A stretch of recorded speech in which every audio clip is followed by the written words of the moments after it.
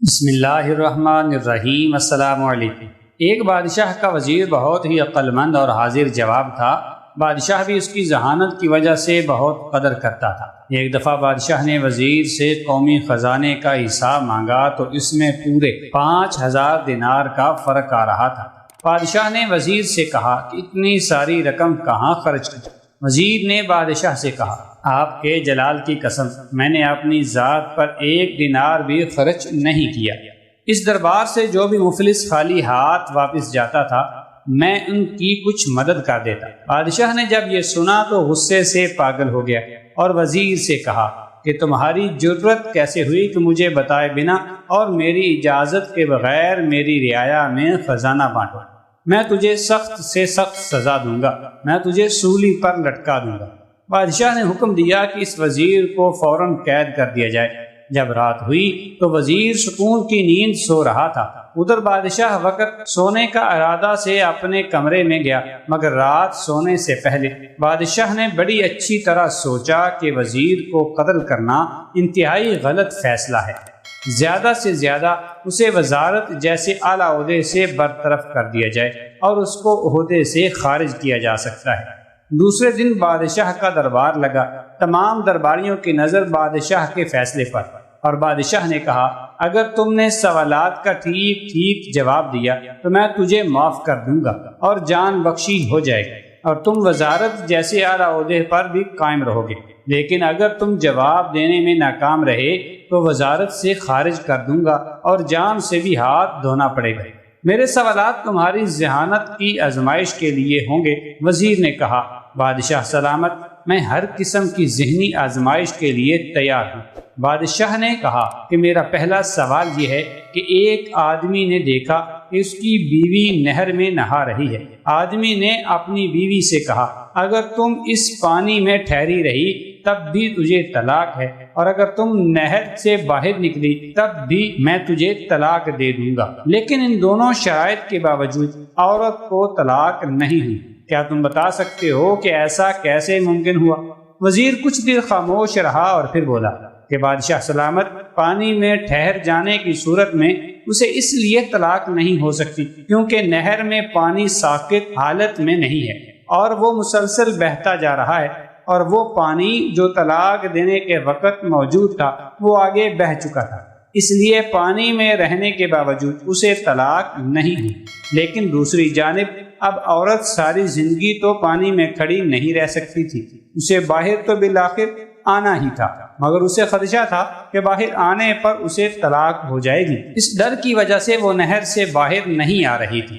نہر کے کنارے پر کھڑے عورت کے بھائی نے جب یہ منظر دیکھا تو اس نے نہر میں چھلانگ لگا دی اور مجبور کر کے زبردستی اپنی بہن اٹھا کر نہر سے باہر لے آیا۔ اب اس صورت میں بھی اسے طلاق نہیں ہوئی کیونکہ طلاق تو اس صورت میں ہوتی جب کہ وہ اپنی مرضی سے نکلتی، مگر وہ عورت اپنی مرضی سے نہر سے باہر نہیں آئی تھی۔ اس طرح نہر کے اندر یا باہر دونوں صورتوں میں اسے طلاق نہیں ہوگی۔ جب بادشاہ نے وزیر کا زبردست جواب سنا تو جواب سے کافی حد تک متاثر ہوا اور وزیر سے کہنے لگا کہ تم پہلے سوال کا تو جواب دینے میں کامیاب ہوئے، اب میرا دوسرا سوال یہ ہے کہ ایک 14 سالہ بچہ دوسرے بچے کے ساتھ کھیل رہا ہے کہ اچانک ان دونوں میں لڑائی ہو گئی، تو پہلے بچے نے دوسرے کو زور سے کنویں میں دھکا دے دیا۔ اگلی صبح جب بچے کو احساس ہوا کہ مجھ سے ایک بڑا غلط کام ہو گیا ہے تو وہ کنویں کی طرف دوڑا۔ جب کنویں کے پاس آیا اور اس نے کنویں میں جھانک کر دیکھا تو لاش موجود نہیں تھی۔ وہ بہت حیران و پریشان ہوا کہ آخر جس کو گرایا تھا وہ گیا کدھر؟ رفتہ رفتہ دن اور مہینے گزرتے گئے اور 2 سال کے عرصے کے بعد جب وہ لڑکا 16 سال کا ہوا تو سکول میں اس کی پھر کسی لڑکے سے لڑائی ہوئی۔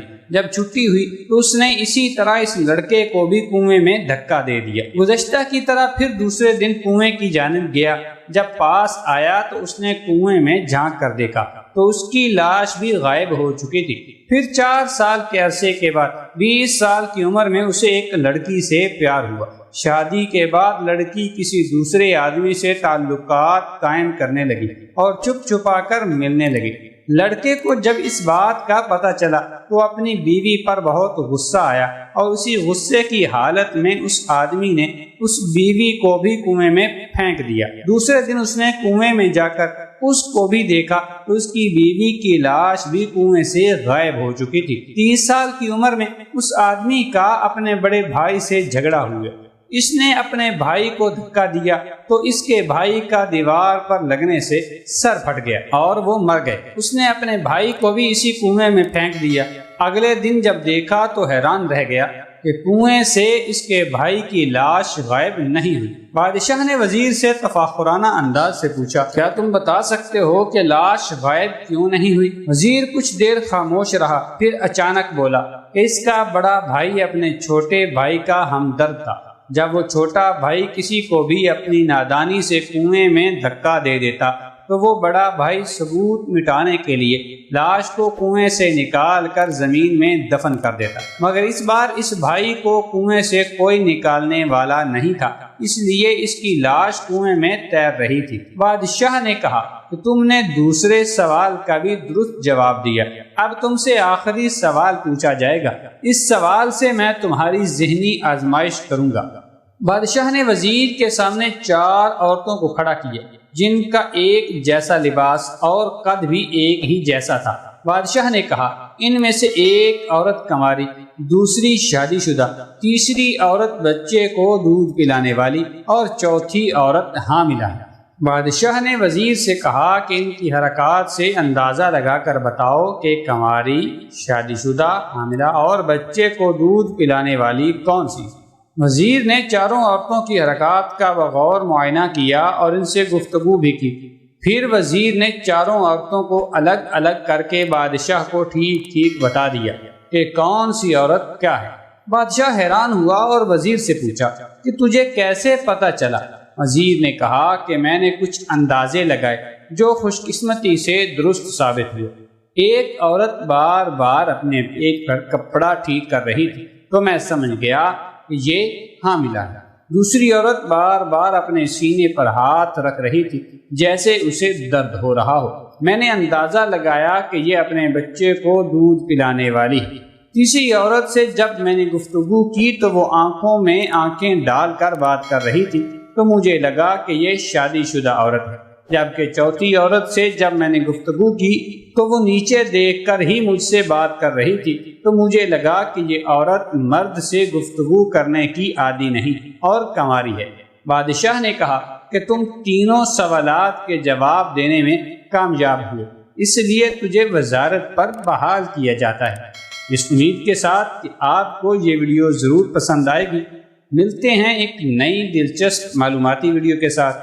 دیکھتے رہیے نالج پیڈیا یوٹیوب چینل۔ اللہ تعالی ہم سب کا حامی